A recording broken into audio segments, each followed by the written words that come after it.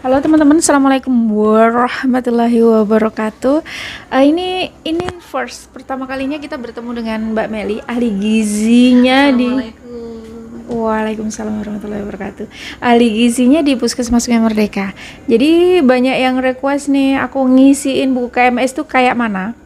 Dan kemarin itu aku banyak sekali dikomenin, katanya aku rusuh banget gitu. Jadi Khas.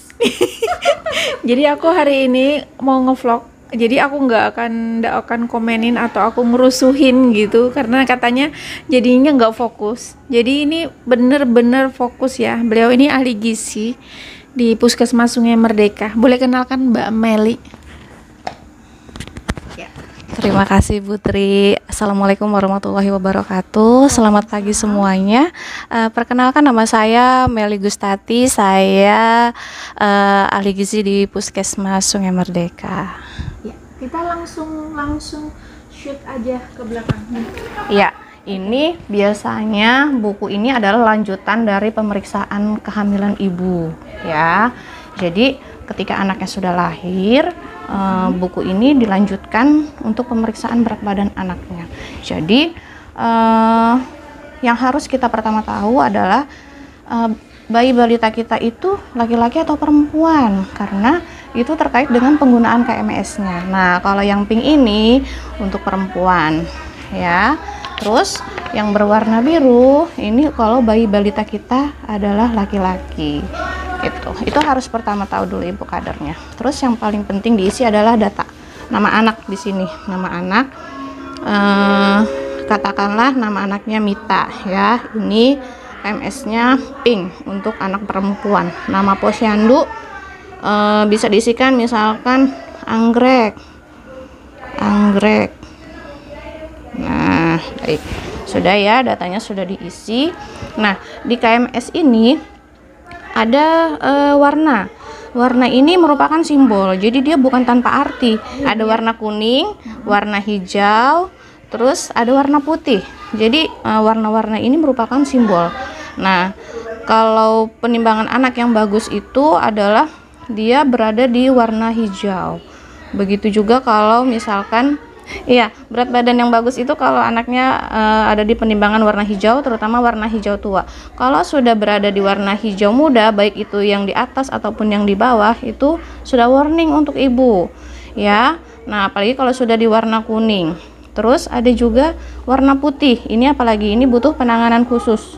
Ini harus dirujuk ke fasilitas kesehatan, ya. Lanjut, kita di sini ada umur dalam bulan, itu mulai dari 0 sampai 24 di lembaran pertama. Di lembaran kedua itu umurnya dari 24 sampai 60 bulan sampai anaknya berusia 5 tahun. Terus di bawahnya lagi, nah kita lihat kalau naik ke atas ini adalah berat badannya dalam kilogram. Jadi ini bisa dilihat ya ibu, ada angka 1, 2, 3 dan seterusnya. Ini merupakan berat badan anak dalam bentuk kilogram.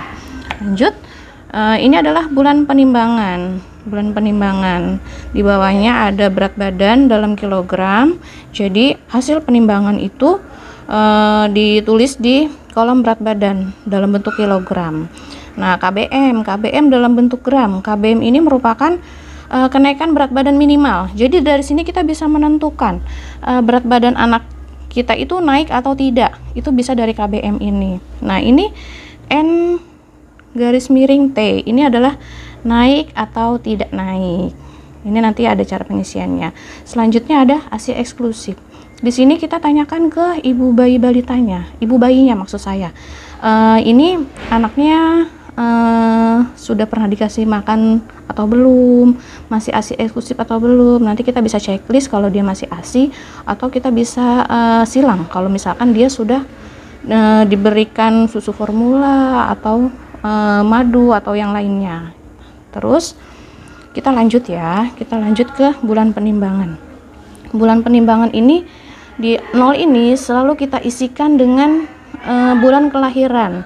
Contohnya misalkan kita ambil tanggal hari ini ya, tanggal 15 Juli. Anggaplah anaknya lahir di 15 Juli 2022. Nah, ditulis ya Bu ya, di sini adalah bulan lahirnya. Misalkan berat anaknya 3 kg, kita naik ke atas ya Bu ya. Kita naik ke atas, 3 kg itu ada di sini. Ya, 3 kg. Terus jangan lupa tulis juga di sini Bu. Di sini 3, angka 3. 3. Ini adalah berat badan dalam bentuk kilogram. KBM-nya belum bisa kita isi karena KBM ini kita bisa mengisi kalau sudah ada perbandingan berat badan di bulan sebelumnya. Jadi ini kita kosongkan dulu, naik atau tidaknya ini dikasih strip boleh, naik tidaknya juga kita kosongkan dulu. Terus ASI eksklusif, kalau misalkan anaknya masih ASI eksklusif ya Bu ya, ASI saja tanpa diberi apapun, itu kita bisa checklist seperti ini contohnya. Atau bisa kita kasih tanda silang jika ibunya sudah mencampur dengan susu formula, dengan madu ataupun yang lainnya. Lanjut kita Bu ya. Nah, untuk berpindah ke bulan berikutnya, anak dikatakan 1 bulan itu jika sudah 1 bulan penuh. Kalau kurang 1 hari, biar kurang 1 hari dia tidak bisa pindah ke bulan berikutnya. Nah, kalau misalkan tanggal posyandunya, misalkan contoh ini kan tanggal lahirnya 15 Juli ya Bu ya. Nah, terus kalau misalkan tanggal posyandunya tuh 20 Agustus, kita bisa langsung masukkan di sini. Misalkan penimbangannya 20 Agustus. Bulan berikutnya ya Bu ya. Ini misalkan anaknya dibawa timbang bulan depannya. Terus misalkan beratnya 4 kilo. 4 kilogram. Jadi kita ini bulan 1 ya Bu ya. 1. Terus kita cari di sini 4. Nah, dapat di sini Bu. Kita plotting di sini ya. Kita tarik garis di sini. Nah, dari hasil pengukuran ini kita bisa tarik garis Bu. Kita bisa tarik garis seperti ini. Ini harus karena kita mau tahu grafik penimbangannya seperti apa. Jadi ditarik garis. Terus di berat badannya ini ditulis hasil penimbangannya 4 ya Bu ya, misalkan 4 kg. Nah, di sini untuk menentukan naik atau tidaknya kita bisa lihat di sini KBM-nya adalah 800 gram. Berat bulan sebelumnya adalah 3 kg. Jadi dari bulan Juli ke bulan Agustus itu naik 1 kg.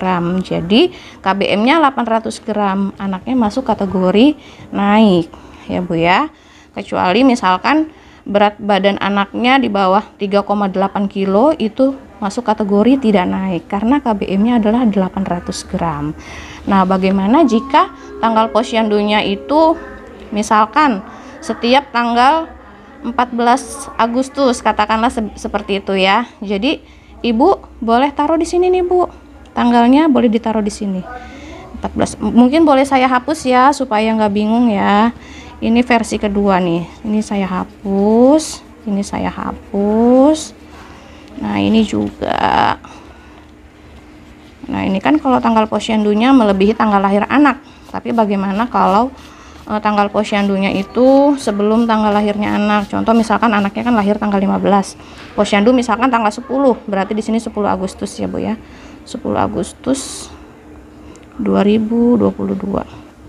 Misalkan berat anaknya 3,5 ya Bu ya. Berarti kita bisa tarik garis di sini Bu. Kita boleh tarik kita boleh floating di garis yang sama karena anaknya belum genap 1 bulan Bu. Karena kalau untuk pindah ke 1 bulan dia harus betul-betul genap 1 bulan. Kalau kurang 1 hari pun dia tidak bisa berpindah ke yang 1 bulan ini. Jadi kita boleh taruh di titik yang sama Bu. Misalkan berat lahirnya 3 kg, bulan Agustus tanggal 10, berat anaknya 3,5, kita bisa tarik di sini 1 2 3 4 5. Kita bisa plotting di sini Bu. Nah, misalkan di sini ya, ini 3,5 kg. Saya hapus dulu ya. Sini 3,5 kg. Terus ini di plotting di sini ya Bu ya. Nah, misalkan untuk posyandu bulan berikutnya tanggal 10 September ya Bu ya. Tanggal 10 September 2022. Misalkan beratnya adalah 4 kg. Ya Bu ya, misalkan beratnya adalah 4 kg. Nah, di sini ya Bu ya. Di sini Di sini kita bisa tarik plotting di sini. Terus kita tulis di sini, jangan lupa untuk selalu ditulis berat badannya 4 kg seperti itu. Terus kita tarik garis, Bu. Jangan lupa untuk selalu menarik garis atau plotting. Nah, garis ini bisa dihubungkan jika anak bayi balita datang ke posyandu 2 bulan berturut-turut. Jika dia tidak datang, misalkan contoh ya Bu ya, bulan September, terus bulan Oktobernya katakanlah di sini 10 Oktober ya Bu, 10 Oktober 2022. Jika dia tidak datang ke posyandu, ini dikosongkan Bu, ini dikosongkan. Terus bulan berikutnya 10 September 2022. Misalkan dia datang nih Bu, anaknya datang, beratnya 5 kg. Beratnya 5 kg di sini ya Bu ya. Ini usianya, terus 5 kg. Nah, di sini nih Bu. Jadi kita bisa plotting di sini ya Bu ya. Nah, di sini 5 kg. Nah, plotting yang ini, plotting di bulan September ini tidak bisa dihubungkan dengan plotting di bulan September, titik di bulan September, karena bulan Oktobernya anaknya tidak ada penimbangan. Jadi bisa ditarik garis jika anaknya menimbang 2 bulan berturut-turut, seperti itu. Mbak Meli, ini ya satu pertanyaan. Ya. Ini kalau misalnya ini kan di yang sebelum 1 bulan dia ada kunjungan posyandu. Ya. Ini kan di sini dikasih garis titik ya. Iya, titik. Tapi untuk pengisian yang di ininya berat badan dan ini yang eksklusif, apa perlu diisi atau diabaikan saja? Ini kan nggak terisi nih yang kunjungan pertama posyandu ini yang belum genap umurnya 1 bulan. Oh, ini boleh diabaikan, ini boleh diabaikan. Nanti bisa diisi lagi di penimbangan bulan berikutnya. Oh, seperti itu. Ya, ada lagi Mbak Meli yang mungkin harus ditambahkan untuk posyandu ini pengisian KMS? Itu sudah, itu aja. Ya? Cukup. Ada yang kurang Bu? Udah pas banget tadi. Sudah, kebetulan. Nah, itu tadi teman-teman ya pengisian buku KMS No Ribet. No ribet, simple. Simple ya. Mudah-mudahan ini bermanfaat ya buat semuanya yang banyak nanya dan minta divlogkan ulang untuk pengisian KMS. Salam Mbak, semoga bermanfaat. Semoga bermanfaat. Assalamualaikum Assalamualaikum warahmatullahi wabarakatuh.